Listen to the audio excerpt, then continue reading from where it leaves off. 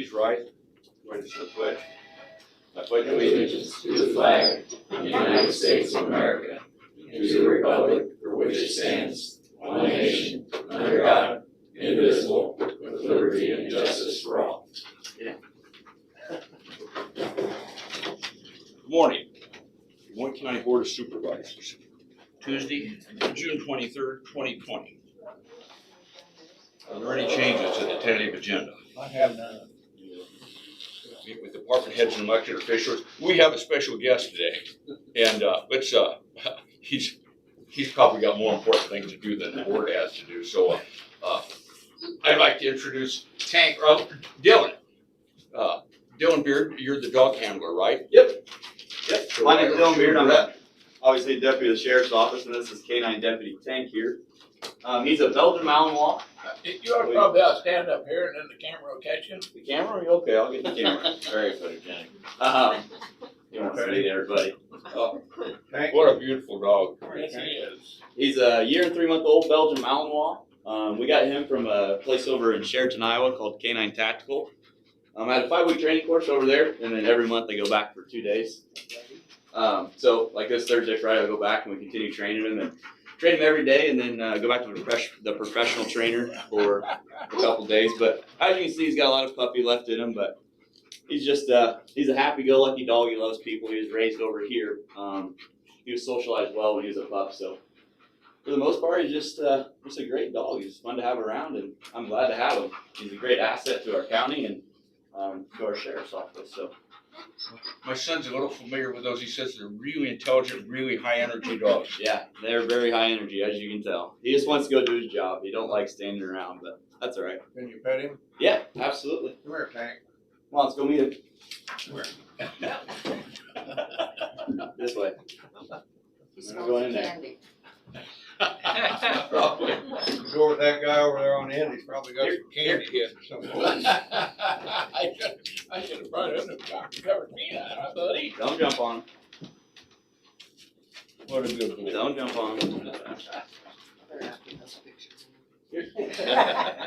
You're checking us out to make sure we're clean. Yeah.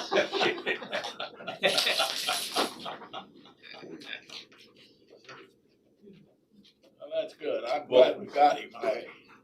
I'm happy to answer any questions if you have any. How long's he been on the force? Let's see. I started the training when he was 10 months old, so that would have been in February. I started the training. I got out of the training in end of March or close, so April, May, June, 3 months now. So. And Burlington PD has one also. Yep. His name's Rico, and he's a German Shepherd. This is a Belgian Malinois. They're very similar. They just have a couple of characteristics that are different. But this is just a little bit older than Tank. I think he's 2.5 years now. But Do they know each other? yeah, we've had them working around each other. They're two dominant dogs, but they seem to just kind of go about their own business. So they're different dogs when it's work time. Like right now, he thinks it's work time because I'm in uniform and he's got his vest on, and so standing inside up here, he's just like, "What are we?" I don't know if you want me to go smell something. I don't know if you want me to go look for something. He just doesn't really understand what we got going on yet. But that's all right. He's learning. He's still young.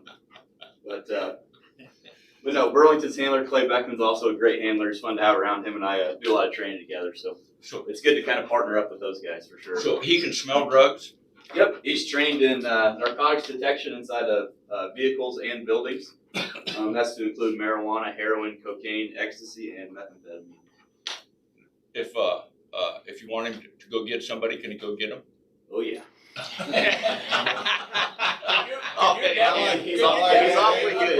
He's awfully good. Do we have a bite suit? We do not have a bite suit, but Burlington's got one. But most of my bite training I do with a professional trainer over there in Sheraton. So while I'm around here, I do some maintenance training, which includes like narcotics detection and obedience, that sort of thing. Obedience inside of buildings. But most of our bite work is handled by him. He sets up certain scenarios to really benefit the dog. And it's important on the decoys side, and that's the guy that's taking the bite. He can really improve the dog's grip and the dog's strength and the dog's understanding of what he's doing. So there's some things that he sets up for us that really benefit myself and the dog. So here for the near future, since we're so new to all this and learning still, most of my bite work will be done over there with a professional trainer. So And that's also to ensure safety. Dogs can get hurt during bite training, so that he sets it up in a way to protect the dogs too. So. If you ever bring that light suit over here, I'll make a motion, we try it out on Bob. Here, when we get a little bit older and a little bit learn everything that we need to learn, then we'll probably just be doing some more of that back home. But. Well, I'm sure I speak for, we've been excited about this since you guys brought it to us, and we're thrilled that he's here. We're happy that you're taking care of him. Oh, I'm thrilled to have him. He's a great dog to have at home and to have around the office and around people. As you can see, he's just a super friendly dog. He understands he's got a job to do too, and when it's time to do his job, then he'll go do it. But other than that, he's great around kids and people, and he just likes to. That's amazing. But he never quits working. Like you can see him right now, he just wants to work so bad. He doesn't know what to work right now. It's like in here, out there. He looks like a perfect addition to the sheriff's department. He's a lot of fun to have. And we appreciate your support and getting them and putting the program together. So stay down. We're tickled. I've been excited about this for some time till we decided we were going to get one. We decided we were going to get one to meet this gentleman. He's trained also in tracking. Like I said, building searches, apprehensions, felony stops, all the narcotics detection. Come on. Is it like you do in the movie, you wave a sock or something in front of his nose so he knows what he's looking for? Or No, we just, wherever the last, the officer saw the suspect fleeing at the last point, is where we'll start. Just point to the ground and he'll pick up the track and off and running. The important thing is to have the support personnel let us know where they've been so we don't pick up the support track. But other than that, once he gets on it, we're off and cruising. So it's just all about reading the changes of behavior in him and understanding the wind direction and all that. That plays a big part in tracking. Tracking can be difficult, but he seems to be pretty good at it. So we enjoy tracking. Could you find a lost person? Your certification on that track you did. Oh, okay. So at the end of our 5-week course, we had a certification to certify us as a K9 team, and the certification was a whole a scenario-based certification. So it started off with a vehicle that was parked out into a cattle pasture, and the first thing we had to do was sniff the vehicle for drugs, in which he did that and alerted on the vehicle and found the drugs. After that, then the trainer said that a suspect had fled from the vehicle during the scenario, and so right from narcotics detection went straight into a track and tracked him, crossed a creek and 2 or 3 fences and went through 2 cattle pastures. One of them was an active cattle pasture, which is pretty impressive on the dog's part with cattle out in it and all the workings of the cattle. Did well through there, crossed a second fence, and then at that point in time, he worked through the yard of a house, and we had never been to this house before during the 5-week training. And he tracked straight to the back door of the house and started barking at the back door of this house. And I told the trainer, I'm like, well, and I had no knowledge of what was going on. I had no prior intel at all. I said, well, it looks like to me that the suspect fled in here. And he goes, yep, we're going to go now search this building for the suspect. So we went from tracking right into our building search. We muzzled the dog for safety, obviously. And then starting a building search, started down in the basement and worked our way up to the upstairs. And in the upstairs closet, we found the suspect hiding. At which time the suspect was behind a closed door, and Tank will alert on a door when somebody's behind there, and his alert is scratching and barking at the door. Very intense, very loud. And then we did a muzzle apprehension, so the door came open and released Tank for an apprehension on the suspect. Granted, he was in a muzzle. Then get the dog off and walk the suspect outside as we had apprehended him during the scenario, and then had to go back inside for narcotics detection of the building. So we started going room by room. And now that's a very difficult transition for a K9 to transition from a house looking for a suspect. And now we got to dial it back, and now we got to go in and methodically search for narcotics. Did well on that, transitioned well on that. And then the final stage was an article search outside in the yard. During that article search is where somebody would throw contraband. It could be a knife, it could be a firearm, it could be drug, it could be whatever they're trying to get rid of. And so we searched the yard for the article, in which we do like a back and forth pattern, and then he alerted on a gun out in the yard. And then the final step was back to vehicle detection, once again on a separate vehicle. And then he alerted on that vehicle as well. But to do those things at his age and transition from one to the next is a difficult task. To get that dog, he's just different types of drives that he is in at that point in time. But he did well, and we certified, and that was That was at the end of week 4 of our training. How long was that drive from the car to the house? The track was probably 600, 800 yards, somewhere in there. So, Is he on leash the whole time then? yep, he's on a 20-foot leash when we're tracking. So at the end of his harness here is this loop. And so I'll attach a 20-foot leash to that and then send him off on the track. And I hold on to the other end and do my best to hang on. But it's my job to understand the wind and the wind direction.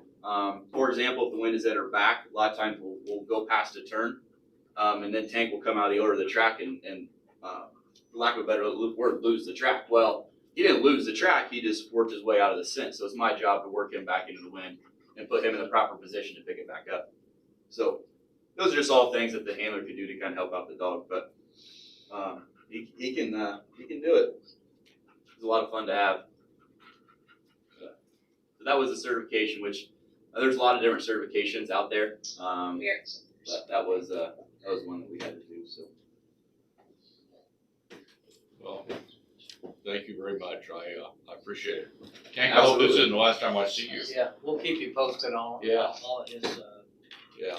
adventures. Okay, that's Hopefully we'll have a good 6 or 7 or 8 working years out of him. So we're looking forward to it. I know he's looking forward to it. He loves to go to work. So.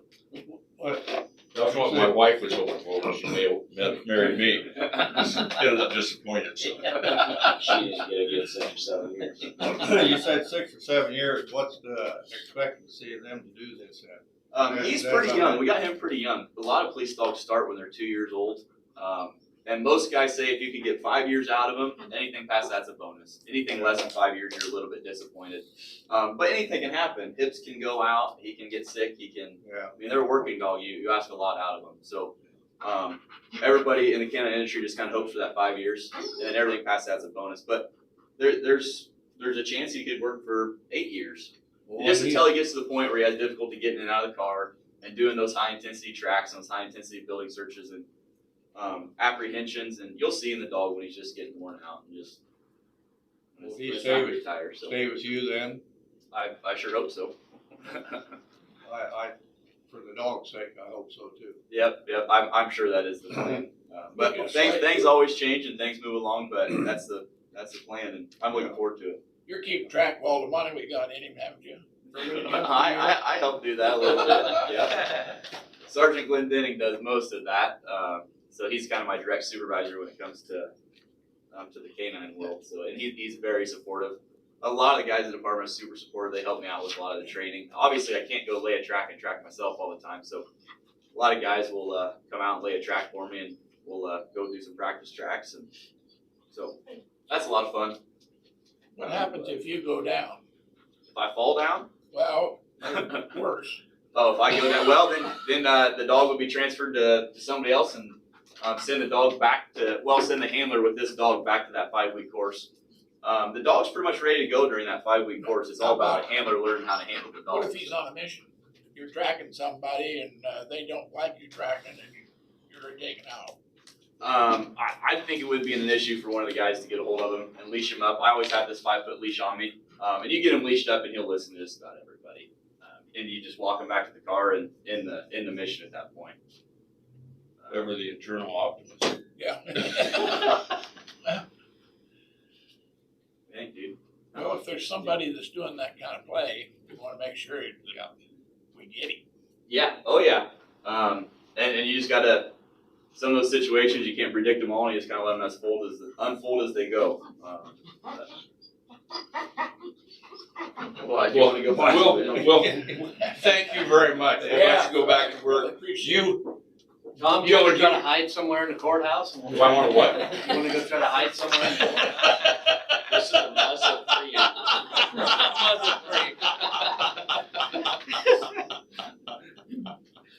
Well, I appreciate you guys having us in, and I appreciate once again all the support that you give the sheriff's office and the program. So You we're and looking Tank forward to take doing good some care. really good things out there. You and Tank take good care of yourselves Yeah. and each other.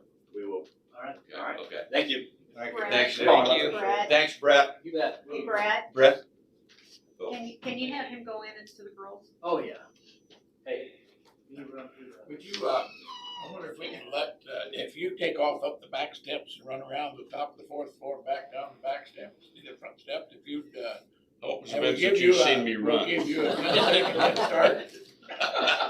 The 10-second head start, get me back to that door. Oh, that's cool. That was fun. That was fun. Let me give the public notice, since we're streaming and we have a limited attendance. Anybody with any questions or comments during the meeting may email the Board of Supervisors at board@dmcounty.com. That's BOARD@dmcounty.com, or call 319-753-8203 extension 4. That's 319-753-8203 extension 4. Terry Johnson, Des Moines County Auditor. That's a hard act to follow. Yes, that is. I'm just, don't have a whole lot to say after that, except for we're starting to kick into gear for general election. So we can start accepting absentee requests on July the 6th. That's when everybody can start sending in their request forms. Ballots will not be available until that first Monday in October. But yeah, we're just gearing up for all of that, hoping we have plenty of poll workers and locations, and we'll see what the fall brings. Thank you. Colin Gerst, IT. Just keep really busy, like always, nothing new to report. Ryan Carter, Secondary Roads. Good morning. Projects are moving along. Iowa City Road should open up today. So officially, I guess. A lot of people have been driving through already. Been waiting for one last subcontractor, and they were done last night. So that'll open up. Gear Avenue's still kind of slow but sure. Hopefully pour some concrete this week, but it kind of depends on weather. The rain got them yesterday. That downpour in Burlington kind of messed things up, so they got a little repair they're doing some stuff. We'll just see. They'll get some concrete poured either this week or next, and that hopefully will wrap up most of the concrete pour on that. Just a lot of dirt work left after that. Upper Flint's coming up, so either late this week or sometime next, I would expect that'll go closed. And the bridges are moving along. That's kind of a slow but sure thing. So making headway. A lot of stuff going on. Thanks, Brian.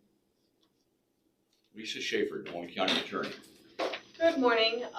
We have started the initial process for our conversion of our data management system to the new one. I believe Colin has asked Stuart to help us out, so we're right now trying to get all of our data copied from the current system so we can get that over to them so they can begin the transfer. Luckily, it's still fairly quiet for us, so not so much for Colin and his folks, but it's still fairly quiet for us, so this is actually timing-wise going to be really good so that we can get a lot of the kind of difficult legwork done. The expectation is we will go live with Carpel the last week of October, although we are hoping to go, hopefully maybe get bumped up a little bit. Our current contract ends at the end of October, so we're cutting it really, really close, but they were able to squeeze us in. So we're really looking forward to that. We know it's going to be a lot of work to get everything converted, but I think it's just going to make life easier for everyone, especially during the COVID process of having attorneys work from home. This just being a cloud-based system is going to be so much easier for IT's not going to have to be setting up remote desktops to get us into our data management system. If they have internet access, they'll be able to get in. So I know for the attorneys, should we be in a similar situation after October, where we have to work from home, we'll be in a position that really any of our staff could work from home, which we did not have that benefit this go around. We had to have staff that were here just simply because of the system. My understanding is the courts hopefully will be opening soon. One of the judges said that I believe Judge Brown has gotten everything submitted to the Supreme Court, just waiting for official approval. I know I have 3 motions to suppress set for hearing in the next couple of days, so we're hoping to actually do them upstairs in person. And then once that happens, then we can start using the courtrooms for depositions. I may actually ask to use this room for depositions, obviously not on Tuesdays, but we just don't have any conference room either in our second floor office here or our office on Valley Street. We don't have conference rooms that are big enough to have everybody 6 feet apart. But really, that's the only thing we're kind of waiting on. Well, the trials don't start until September, so we're just doing all the legwork, making sure all the discovery is done, getting everything taken care of the next couple of months. While we've been low on actual court work, we did get all of the files from the Des Moines County Attorney's Office cleared out of the courthouse basement. So they're currently, I think the shredding company came yesterday and took part 2. We think there's probably part 3 and part 4 that will still need to be shredded. And I think the goal is to also go through our stuff out at the CPC to make sure we've just gotten rid of everything that we can get rid of, to get it all properly stored and labeled. And so we've actually put our downtime to pretty good use to get some stuff done. Did you put that on tapes or? No, we just literally, there was just a whole bunch of stuff we don't know why anybody kept it. I think Pat Jackson was always of the philosophy, just keep everything. I know that's the way he was inside the office, and you can tell by some of the files that were kept, if he just kept everything. And so we went through and kind of revised our policy for file destruction, which I think is gonna help. And then ultimately, once Carpal comes in, the goal is to go paperless. A few of us are already starting to work on that, i.e. Todd and I, we tend to be old timers who like our piece of paper. But we're kind of learning to take electronic notes and getting ourselves acclimated to the idea of not being tied to a paper file. That will be a slow process for both of us. That's why we're starting it now. So hopefully by November, we'll be ready for that part of it. But yeah, it's just a lot of stuff we just didn't. People that were convicted of a Class C felony who've been dead for 25 years, we're not really sure why we needed to keep the file. We did keep all homicide cases and anything that we thought maybe was of historical significance. There were some sexual assaults, some kidnappings that were just, back at the time they were taking place, were kind of big news. And so we did keep those just more for historical perspective than anything else. Some of the homicide files, both the defendant and any suspect is gone, but again, we kept those more for historical purposes rather than actually thinking we would ever need to get into a file.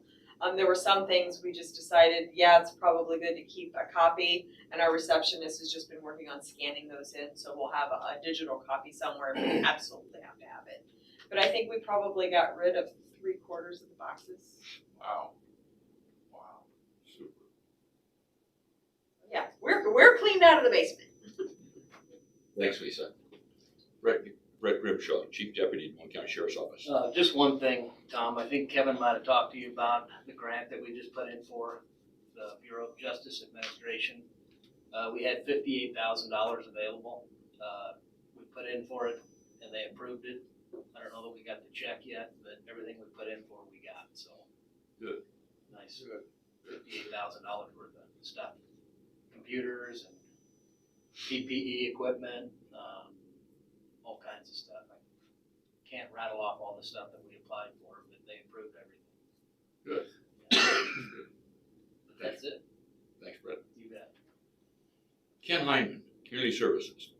Good morning. I guess the biggest news this past week that I've heard is that Bob Lincoln with County Social Services, he's the CEO there, has resigned. And How many so counties did they have? I think, now I just have a map from a year ago. So at that time they had 22 counties on that map. So I'm not sure if they've changed any in the past year, but there's a lot of counties that he serves. And they just privatized.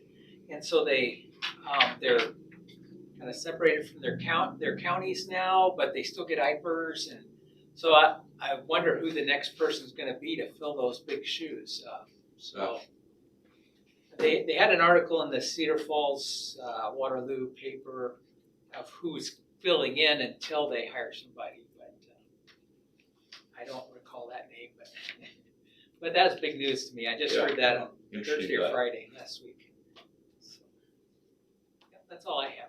I met him a couple times. Krista Pogemover, Public Health. Good morning. We continue to keep busy. We've got a couple of open positions that we're working on filling. We have a nurse and secretarial position, so we're doing some interviewing. Continue on investigations, doing our COVID follow-ups and contact tracing. And we are continuing doing screening for the courthouse at this point. I know we probably want to talk about that this morning during the COVID update. Yeah, and we've sort of been going week to week on that. Our goal is to get the courts open so that the county attorney can get some of this done. If that helps us, I think we just wait until we know what's going on, leave it open, try to encourage the courts to open here. Like you said, maybe they're getting close, so that would be great.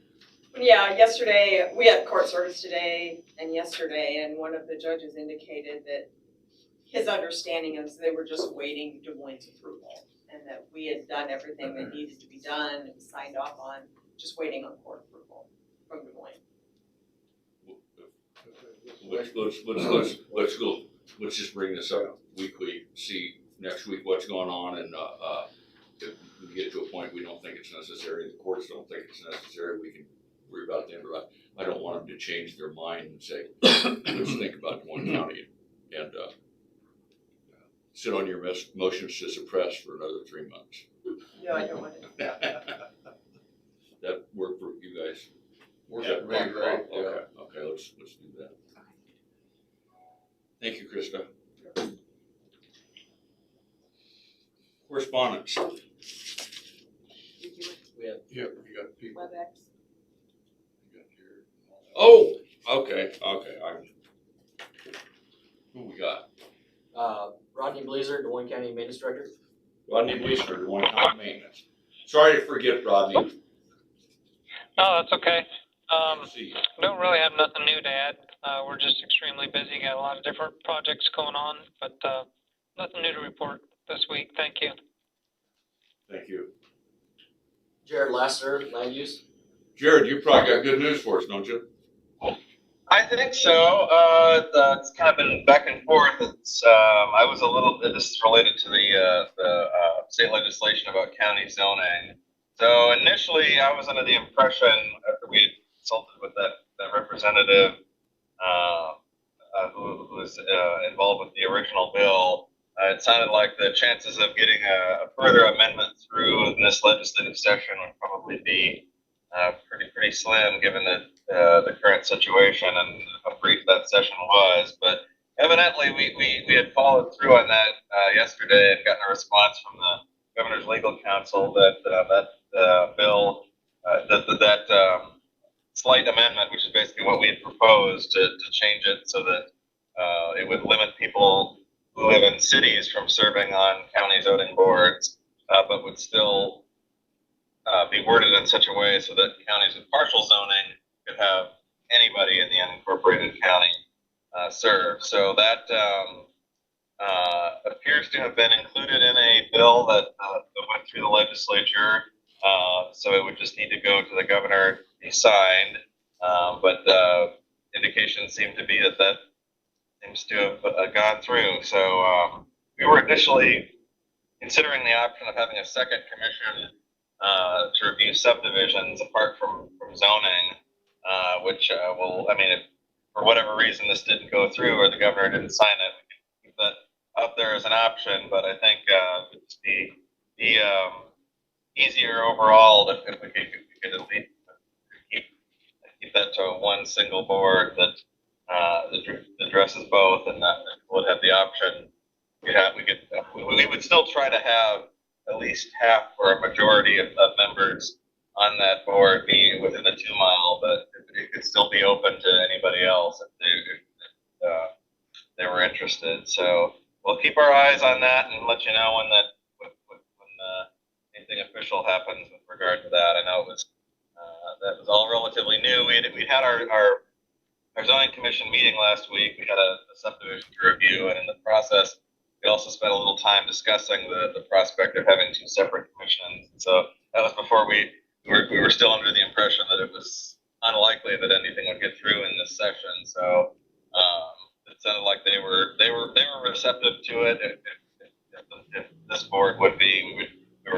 thinking about having a work session in the future to address that, but of course now it seems more likely that that's not going to be the case. So we'll keep you posted on that.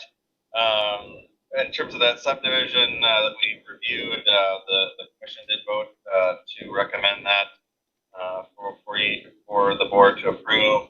However, because it's within the 2 mile of West Burlington, and they still need to go through and review that. They were originally going to review it at a meeting the week before our commission did, but the last minute they realized they didn't have a quorum, so that had to get postponed. But assuming that things go forward as currently planned, we should probably be able to have that to you in a couple of weeks, assuming that they approve it. So well, it's still in progress, but it might be a little longer before you see that one. That's all I have right now. Thank you, Jared. But I'd like to take a minute. The reason we got this done is I reached out to a couple people. Representative Dave Kerr contacted the guy that was pushed that legislation and had him get a hold of me.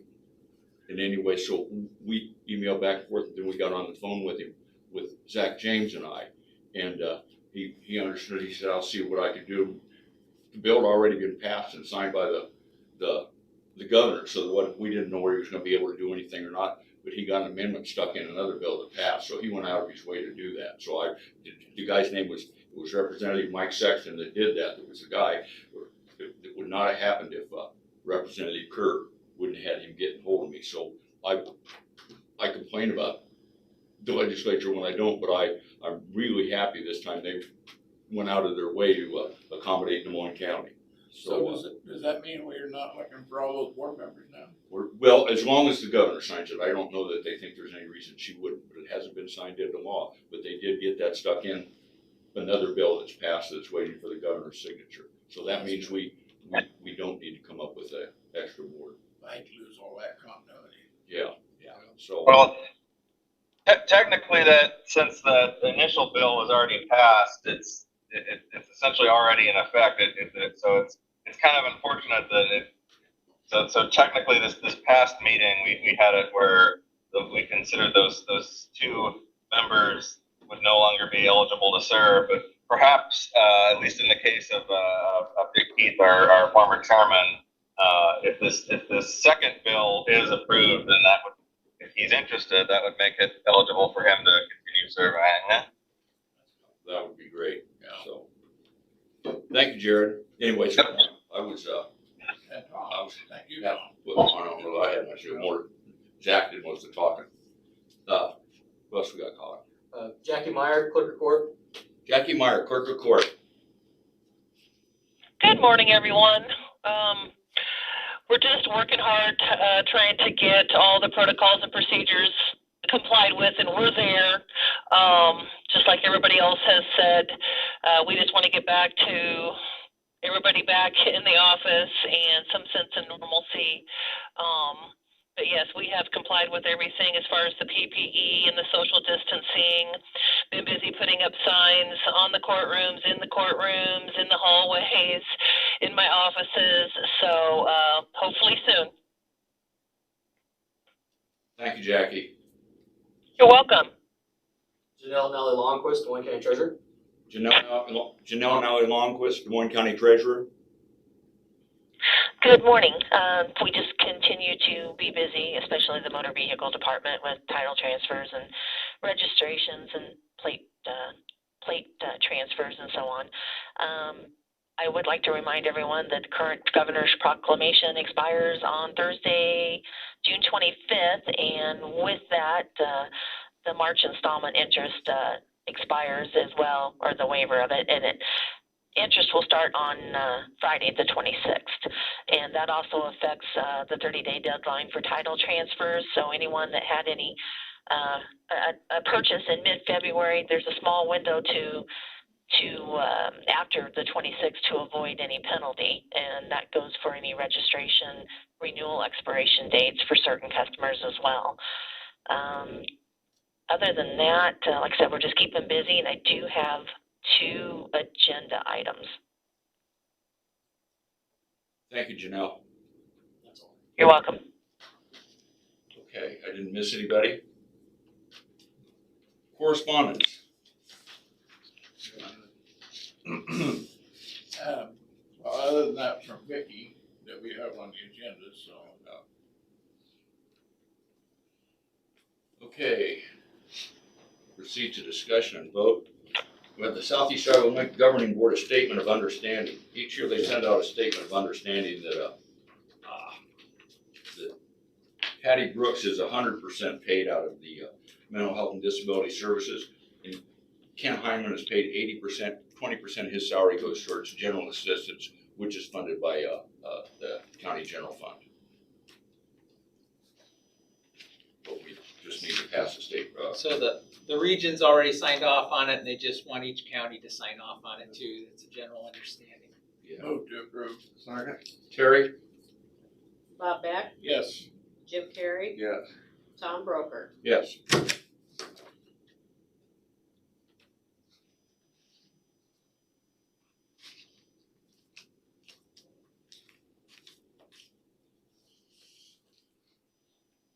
Have the approval of the fiscal 21 ICAP insurance renewal. The premium is $282,979, and then there's a long-term for being a member. You get a credit voucher. Credit voucher for $25,824.30. So the total premium is $257,154.70. Move to approve. Second. Terry? Jim Carrey, Yes. Bob Beck, Yes. Tom Broker. Yes.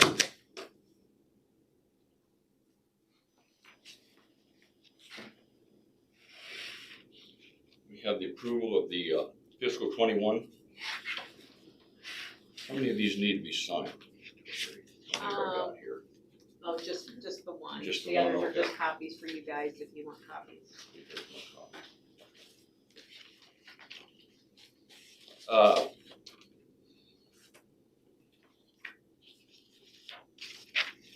Workman's compensation, the premium is $155,294.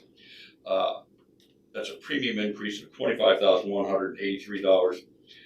The payroll that they haven't adjusted for the last 2 years is up 7.5%, and the experience modification factor went from 0.72 to 0.77 is the increases, but it's still the best that we could get. Move to approve. Second. Terry? Bob Beck, Yes. Jim Carrey, Yes. Tom Broker. Yes.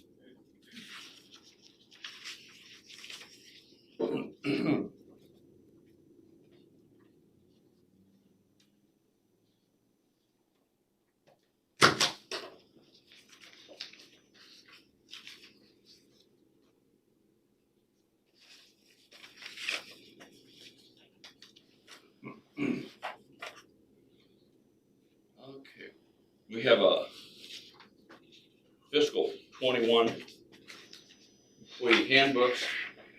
We have the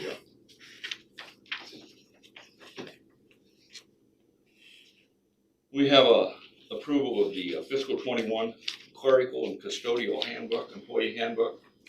Move to approve. Second. Terry? Bob Beck, Yes. Jim Carrey, Yes. Tom Broker. Yes. We have approval of the fiscal 21 health department employee handbook. Move to approve. Second. Terry? Jim Carrey, Yes. Bob Beck, Yes. Tom Broker. Yes. And we have approval of the fiscal 21 secondary roads employee handbook. Move to approve. Second. Terry? Bob Beck, Yes. Jim Carrey, Yes. Tom Broker. Yes.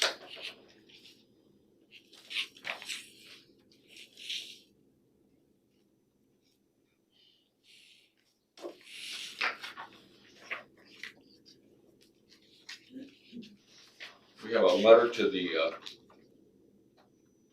Corps of Engineers. Is there a copy of this? There's not a copy of the letter in here. Oh, that's because it was on your desk for you guys. Oh, was that the one? Oh, well, we looked at it and I took it home. You want me to go So, print one out? Yeah, you wanna go print I'll one be- out? That'd I'll be be great. back. The Corps of Engineers is trying to change some rules to, forever, to put more, responsibility on the local levy districts than they have been for the last recent memory, 10 years probably, that they'd be more responsible for, flooding. They would be responsible for a number of things that they don't have any control over, can't legally control. And if they don't control it, then the levy could lose certification. And so then there's no flood insurance. So what a deal. Anyway, so at the Two Rivers levy district has asked us to send a letter to the assistant chief or whatever his name is, it'll say on the letter of the Corps Engineers, asking them not to do that. I expect he has several names by the time he gets through. Vicky said he's a good guy. No. That Yeah, anyway, so then and I will if we approve it, I will go on their website and type that in as a comment on the what is it draft. If they would allow. You've got the. I got the one that, if they would allow the locals to take care of themselves. One that Vicky Is that the correct one? This is letter. This is our letter, yeah, it says, the Assistant Secretary of the Army, Civil Works, dear Mr. Secretary, we are writing to express our opposition to Engineer Circular 1165-2-218, Two Rivers Levy and Drainage District is Des Moines County, Iowa's local levy sponsor. Two Rivers Levy and Drainage District does not have the legal authority to perform the mitigation activities as outlined in the draft DC. Des Moines County has its own land use administration department. If the draft DC is enacted, our local sponsor would bear responsibility for the performance of entities that are not accountable to that sponsor. Further, the draft DC is not consistent with the intent of the Flood Control Acts of 1928 and 1936. The Des Moines County Board of Supervisors are seriously concerned that the draft DC will generate disastrous consequences and urge that it be rescinded. Respectfully, the Des Moines County Board of Supervisors. Second. Terry? Jim Perry, Yes. Bob Beck, Yes. Tom Broker. Yes.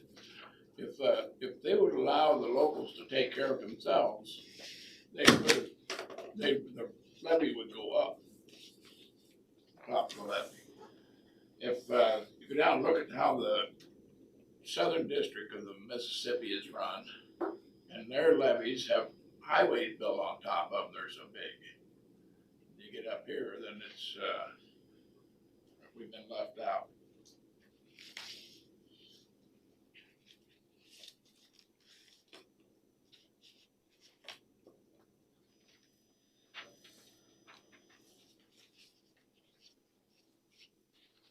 Okay, we have assignment of a tax sale certificate compromise agreement. John Schaefer and Kathy Elliott, 253 South 10th Road, and I would like Des Moines County to assign over their interest in tax sale certificate 11-0429 to them. This lot is directly to the south of their property they own and live in. When they purchased their home, they were told at the time that this lot was part of the property and just recently found out that it wasn't. They would like to get ownership of this lot as they have built a shed and fence on this property as well as maintaining it all this time. They are offering a compromise of $805 for the $1,795 currently owed for the back real estate taxes on this parcel, as well as the $10 assignment fee. Breakdown of the payment is as follows. Certificate, $537 of the $537 currently due. Pay the 2010 taxes only with no interest and costs in the amount of $64. Total $601. The payment has already been received. Over the next 3 months, they will pay the 2011 to 2013 taxes only with no interest and costs in the amount of $204. They're asking the board to cancel the remaining years not included in the certificate in the amount of $450 currently due for the 2014 and 2018 taxes only, plus all the interest and costs in the event a deed is issued to them. I am respectfully recommended that the county honor their request for the assignment of certificate of 11-0429. If you agree, please sign where indicated on both the assignment compromise agreement and tax sale certificate, which you will find attached here. Sincerely, Deborah Moore, Deputy Treasurer. Do you want to add anything, Janelle? Just that, they're willing to take care of a good portion of the taxes that are currently due, and then, they're going forward, the taxes will be paid as well. So it's we'll be getting it back on the tax rolls. Thank you. To approve the agreement. Second. Terry? Bob Beck, Yes. Jim Carrey. Yeah. Tom Broker. Yes.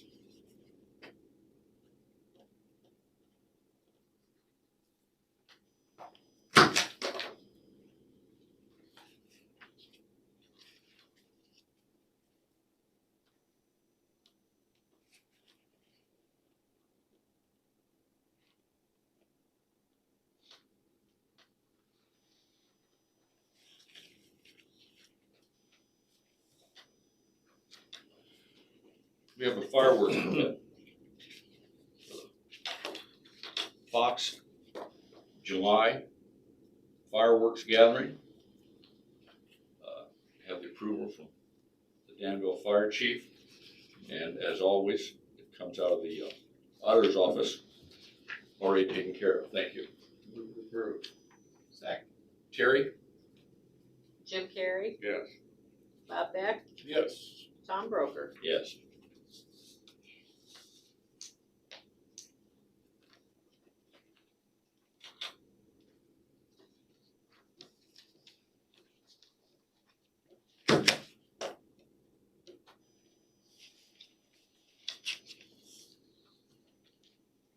You have a resolution to erect stop signs.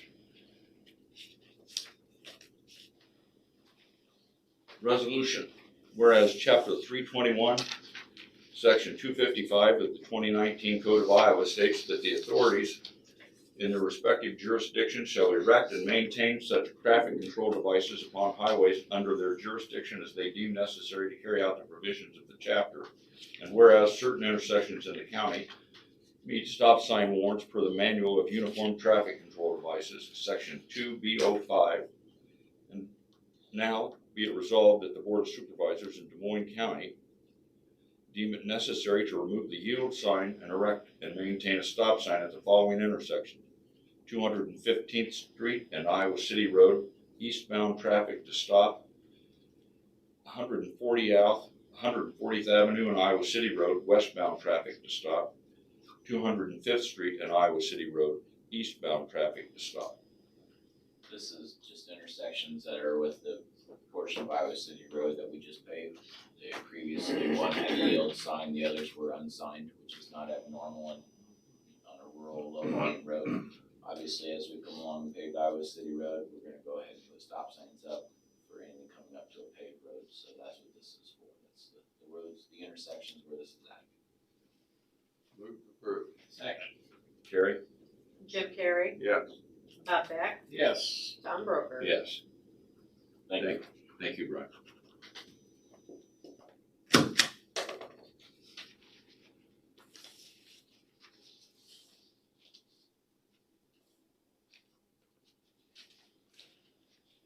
We have approval of the Iowa DOT agreement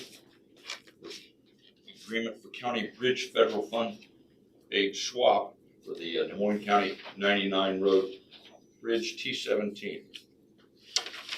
This is a standard boilerplate paperwork is what it is. Obviously, as their swap funds, those are the funds that kind of came into creation here within the last couple of years. This is the bridge on Highway 99 over Dry Branch Creek. As we've talked in the construction program many times, this is one of those that we're targeting. So I'd say this is probably 2 or 3 years away as far as construction goes, but we're already working on design and already working on the project side and go from there. So I would request approval. Move to approve. Second. Terry?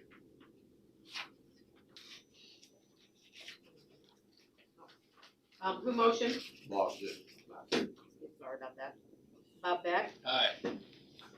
Jim Carrey, Yes. Tom Broker. Aye. Gina This is state, this doesn't, can we stamp this then?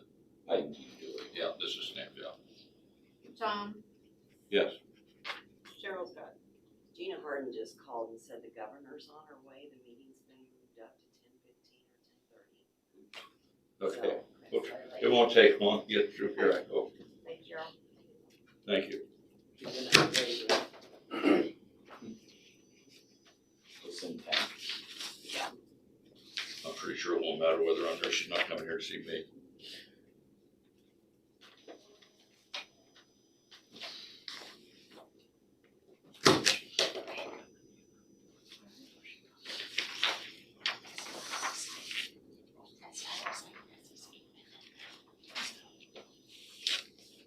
Okay, we didn't mention it in, changes to the agenda, but, transitions DMC emergency housing has chosen not to come or was unable to make it today and apparently has no plans to make. Personnel actions. We have a personnel action for the conservation. John Mercer, Ranger, resignation. Move approved. Second? Bob Terry? Beck, Yes. Jim Carrey, Yes. Tom Broker. Yes.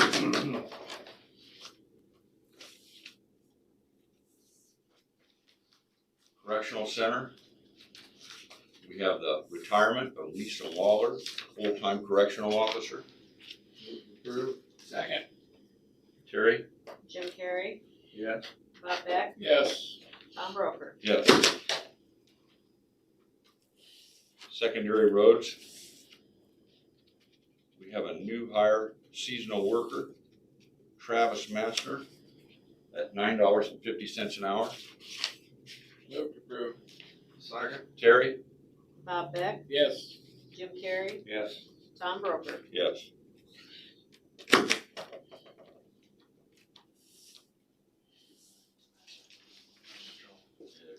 We have a recorder's office. Renee Wellborn, part-time clerk. It's a rehire at $14.50 an hour. Move approved. Second? Terry? Bob Beck, Yes. Jim Carrey, Yes. Tom Broker. Yes.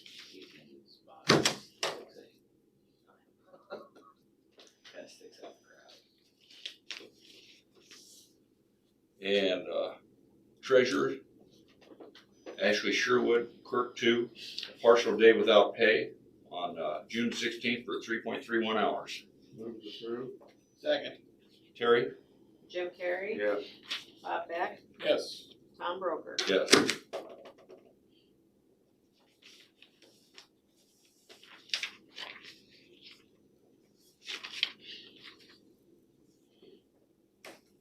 Reports. We have the clerk reports, report of fees collected for May 2020.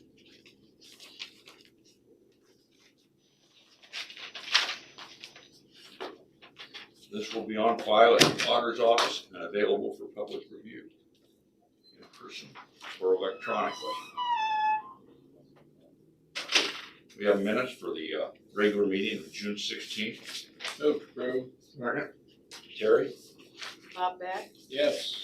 Jim Carrey, Yes. Tom Broker. Yes.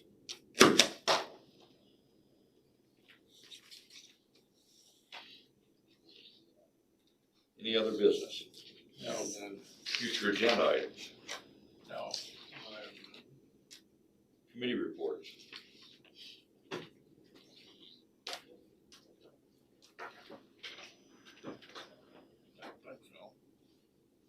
Okay. I had a, Excuse me just a second, I'm just a little allergic to the dog I haven't been around.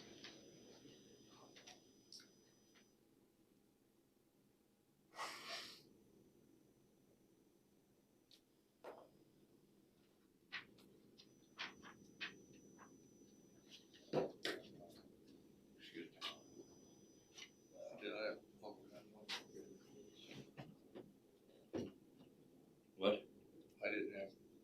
Okay. Okay. Not a lot of time talking about the fair, but.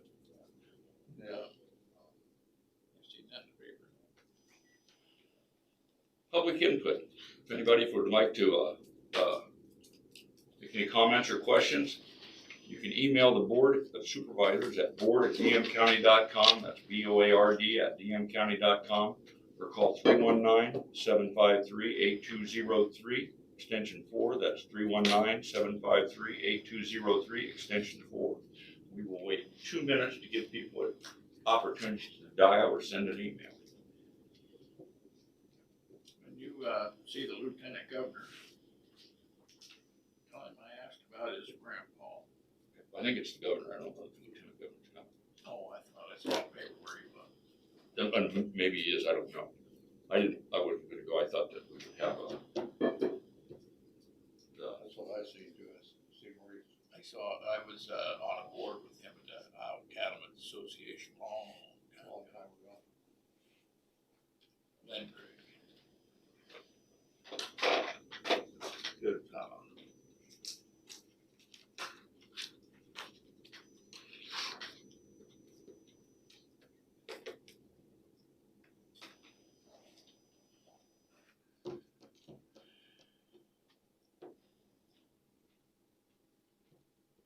You wear a mask for this, no?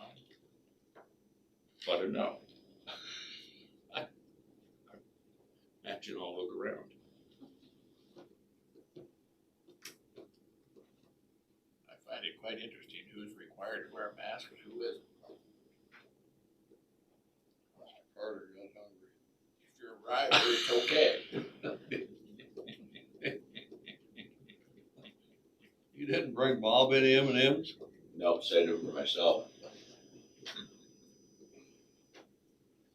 You look better on you than on me anyway. There's a sign that says, "Don't feed the board."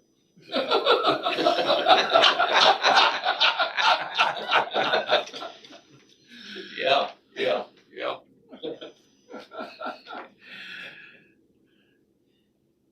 Oh, Chris Lee just texted and said he called in. I called in to the meeting from my office phone. I guess I wanted to. Calling user on here, but I didn't know who it was. I don't know if he wants to speak or not. The 2 minutes are up. Chris Lee, Conservation.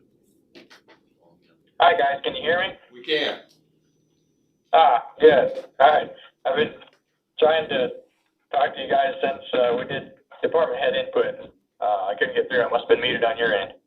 Anyway, I don't have much. You already talked about my park ranger resignation, so we've been dealing with that. We are taking applications for that job right now. We are taking them. We've had that job posted for 2 weeks now, or a couple weeks, I think now. We're closing application process tomorrow. We've gotten several in already, so we're going through that process now. We are hoping to get through that process and have a job offer out for my board to approve at the board meeting next week, if we can get through the process quick enough. And then other than that, our summer camps are starting up next week. We do still have 3 spots available within our summer camps. We have, let's see, I got it written here. We have 1 spot for 10 to 13-year-olds and 2 for 12 to 15-year-olds. That's just a 1-day camp. So if you know somebody that wants to still get in on either of those 2 summer camps, those are the only slots we have open. We filled everything up within, my naturalist tells me, 10.5 hours it took to fill all the other spots. So other than that, that is all I have for this week. Thanks, Chris. With an aye, we're adjourned. Aye. We're adjourned. Thank you all. Thanks for bringing Tank.